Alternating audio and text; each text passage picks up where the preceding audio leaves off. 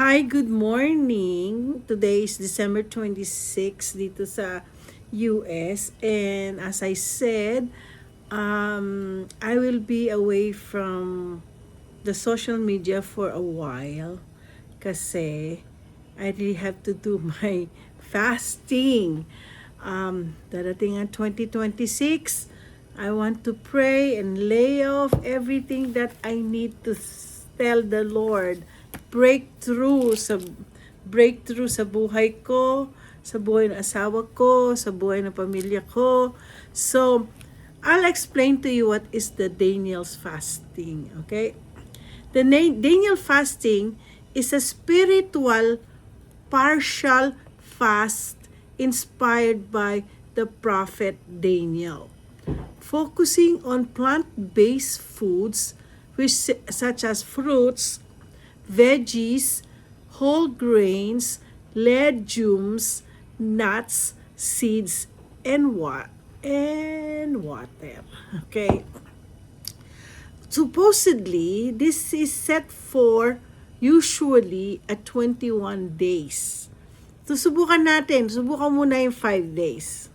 Gusto ko sana 7 days, kaya lang masarap kumain sa New Year, right?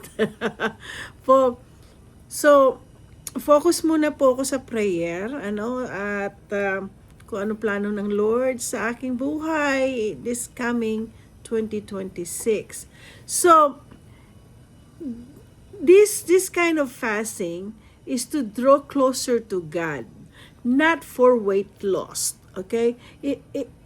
I-share ko kasi gusto ko pati po kayo maengganyo din pong magawa ng Daniel's fasting or mag-fast dun sa mga tunay na mga Christian.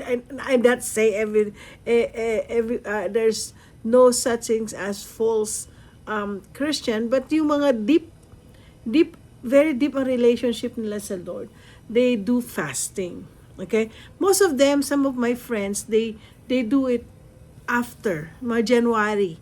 The month of January is a day of fasting. Actually, January is the day of prayer talaga. So, this Daniel's fasting involves abstaining from meat, okay, dairy, sugar. Alam niyo sa to, dairy, mahilig po ako sa eggs. Dairy, sugar, processed food. Ito ang pinakamatindi kung kakayanin ko. Caffeine and alcohol. Okay, hindi naman ako masyado bihira. Bihira, kaya lang lately hindi ako pwede uminom ng alcohol kasi ako ang laging designated driver. Hindi kami pwedeng hindi ako pwedeng kasi bawal dito sa Amerika ang tawag nito, bawal sa amin yung mayroon kang alcohol sa katawan, kundi madidiyu driving with the influence of alcohol. So, yun, maraming suspension yun. Sa totoong crime yun. So, ko sa inyo yung core principles ng Daniel's fasting. Ang fasting, number 1 is a spiritual focus. The primary goal is to deepen one's relationship with God, not physical weight loss, though it can offer health benefit. Okay. Number 1. Ano yan? Number 2, it's a biblical basis. Biblical basis modeled after Daniel's request in Daniel's chapter 1 to 10. Pusahan niyo yung chapter 1 to 10, nakaka-inspire yung buhay ni Daniel. Alam, tinuturo ko to sa Sunday school. Buti mga Sunday school student ko, alam na alam nila to. So, 1 to 10, for simple. Plant-based foods, pulses and water, abstaining from choice food, meat and wine. Okay? What to eat? Allowed foods, okay? Vegetable, all kinds. Fruits, all kinds. Alam mo, nakakatuwa, meron akong bayabas dyan. Whole grains. Ibig sabihin ng whole grains is oats, brown rice, quinoa, and barley. Good thing meron ako sa bahay niyan. Meron ako lentils. Favorite ko talaga lentils. Kahit walang sahog na karne, walang ano, lentils lang, masarap na siya. Favorite kong soup yan. Pwede pang kainin ng asawa ko. Minsan yung lentils, nilalagyan ko pa ng ano yan, yung pumpkin or squash. Whole grains, no? Legumes. Legume means beans, lentils, peas, and chickpeas. Chickpeas para siyang garbanzos. Oo. Nuts and seeds. Almonds, walnuts, sunflower seeds, and so on. Anything that has the nuts. Oil. Ang oil dito, ito pa. Olive oil, which is I'm using. Coconut oil. Oo, yan. Then, water. The primary drink, sometimes sparkling water or unsweetened plant milk, which is yung iniinom namin mag-asawa, iniinom ng asawa ko yung milk na na oats or cashew milk. Oo. Gumagawa nga ako, baka siguro papakita ko yung cashew milk. So, what to avoid? Food to abstain from. Meats and animal product. Number 1 yan. That includes, akala ko pwede yung fish, pero hindi pwede. Meats and animal product. Which is meat, poultry, fish, eggs, and dairy. Ito. Talagang, ito kailangan ko to. Kasi, syempre, diabetic ako, di ba? Sweeteners. Pero siguro, pag bumaba ang blood sugar ko, apple. Oo, yung mga fruits that they can, may mga sweetener din naman doon. So, sweeteners niya, sugar, imagine even honey, maple syrup, high fructose corn syrup. Ito 11 products such as bread, baked goods. Most breads, hindi pala pwede yung aking kakainin na pero kanina nakita ko pwede ako yung such as yung bread na grains, gawa sa grains, o yung multi-grain. Yan, pwede yan. Most breads kasi sabi dito.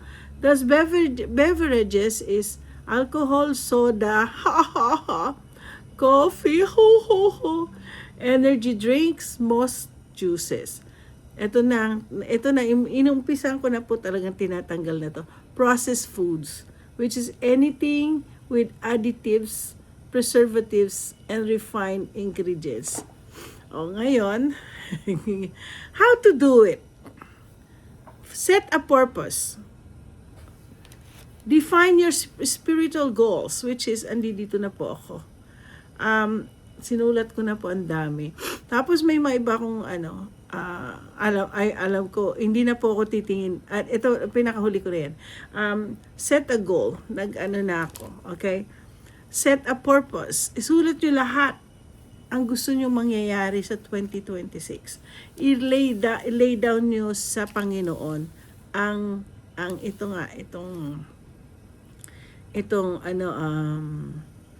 kung ano plano nyo sa Panginoon. And truly, God is good. Kasi ginagawa ko to and dami-dami po niyang answered prayers sa aking mga prayer. May mga time na sinabi niyang hindi, may sinasabi ang Lord sa akin, wait. Okay? You get to be, hindi po magician ang Lord na, Lord, gusto ko ng pera, pahingi. Nandiyan na kaagad. Hindi ganun ang Lord. May time na God will be so quiet, and that's why sometimes we just have to wait patiently and hear His word.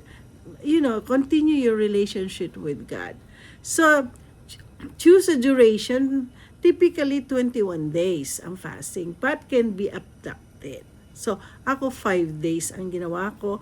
Prepare simple meals. Focus on whole plant-based food to avoid spending excessive time cooking. Okay?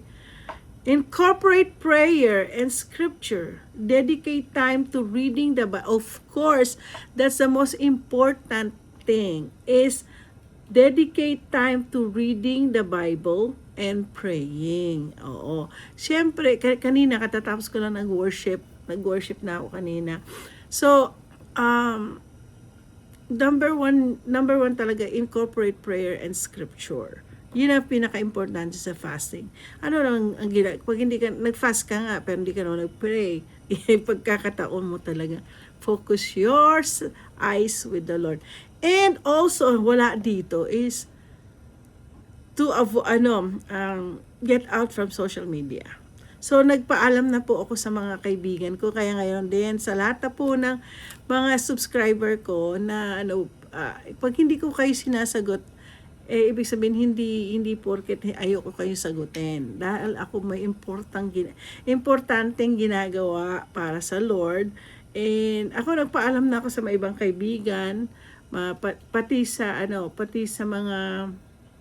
pati sa mga aking group, sa group chat ko, nagpaalam na ako na leave the chat group na ako kasi I really had to focus kasi minsan pag kunwari I still use my laptop, my cell phone kasi lalo na pa sa prayer and devotion kasi I'm using Jesus prayers devotional. I write down everything ng studies. I have to really study. Not because syempre, merong parang Bible study, devotion.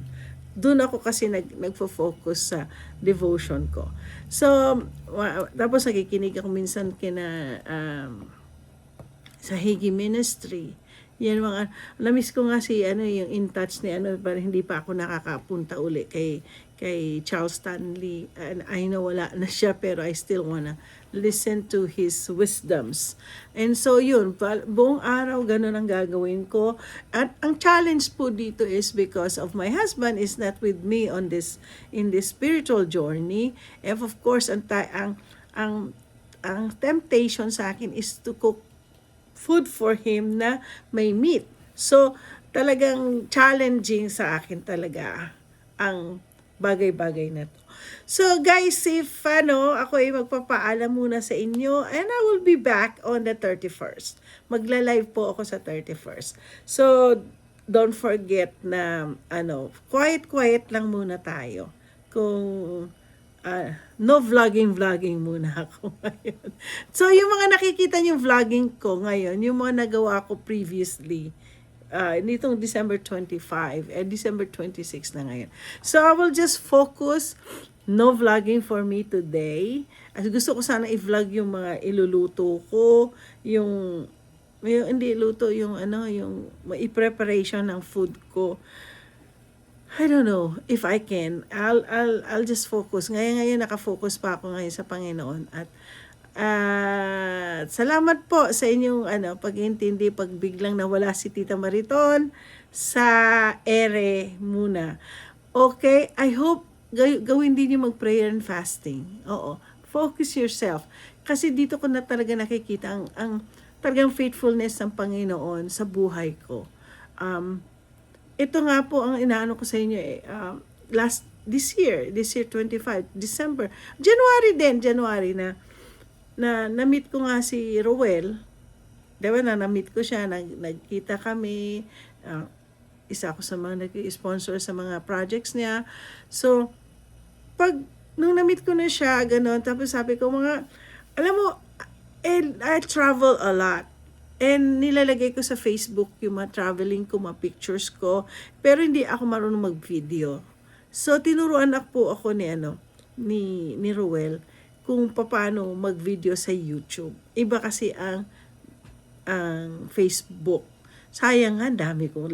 Last year, nasa Spain ako, tsaka nasa Scotland ako. Ang dami kong Oo, isa sa mga focus din ng prayer ko is yung mga travel ko next year na God will provide sa lahat ng yung mga travels ko at ang medical mission na magagawin po sa aking probinsya, sa aking bayan.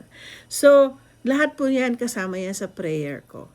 Tapos, yun na nga, itong YouTube na to, naging instrumento sa akin para mag-share ng Word of God.